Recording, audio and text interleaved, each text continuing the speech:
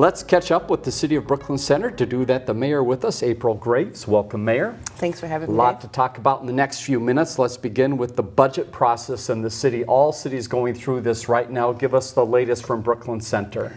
Well, just on Monday this week, we passed our preliminary levy for the city, which was passed at 4.98 increase.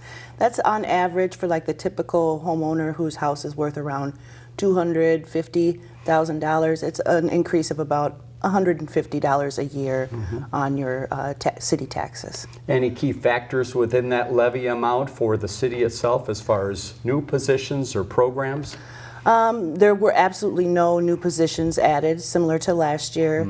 In fact, with just this modest increase, this was going to require us to actually lay off 2 staff and potentially have to close our community center on Sundays, which is the lowest use day. Right. None of us were happy about that, but I'm grateful that we were able to pass the preliminary levy. There's still some tweaking that can happen between now and December, so we'll see. Maybe there's some kind of way to hold on to those staff or keep the community center open. That's my hope. Very good. More information on the city's website. Speaking of the community center, let's talk about the funds that came from the state and the process there to get some renovation done. So we did get $5.1 million in state funds. Unfortunately, when we didn't pass the local area sales tax, we weren't able to create a larger sort of renovation that would have allowed us to add a multi-purpose gym. But we do have the $5.1 million, so we're going to use that to do some modest maintenance upgrades, things that have kind of been deferred, mostly around the pool and the locker rooms and potentially some of the office space. Let's jump into community development. A lot happening in the city in the way of businesses. Tell us about some of the new places that are coming soon. Sure. We have the Speedy Repair Tech that's opening soon at the Humboldt Shopping Center. The Treasure Hunt Early Learning Center is in the works and is likely to open this fall. Surface Surgeons, which is a carpet cleaning and restoration company, leased a 27,000 square foot warehouse space in the Shingle Creek Commerce Center. And LC Coffee Lounge just had their permits for interior renovations issued, so they'll be opening their location in the Humboldt Shopping Center soon.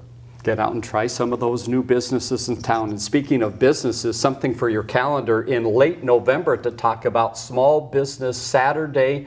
Important day for a lot of your local businesses. Yeah, absolutely. So this year we're going to be joining Hennepin County and neighboring cities like Brooklyn Park and the Love Local initiative, which highlights local entrepreneurs who keep our economy strong and provide jobs and make our community extra vibrant. In fact, we just had a presentation on sort of retail in Brooklyn Center, and one of the takeaways from that presentation was that we're going to continue to see more and more of these smaller, locally owned entrepreneurs that will be really the backbone of our economy.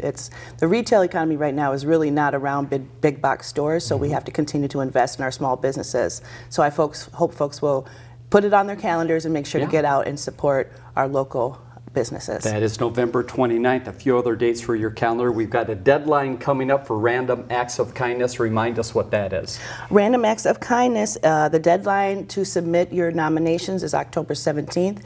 And this is really an opportunity for you to highlight the local heroes, the local people that are doing nice things for their neighbors.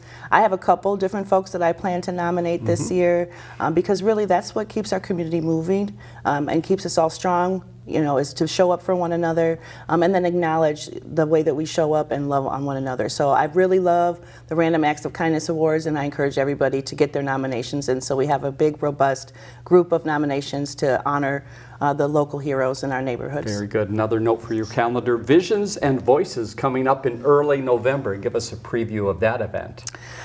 Visions and Voices is really about honoring Indigenous Awareness Month.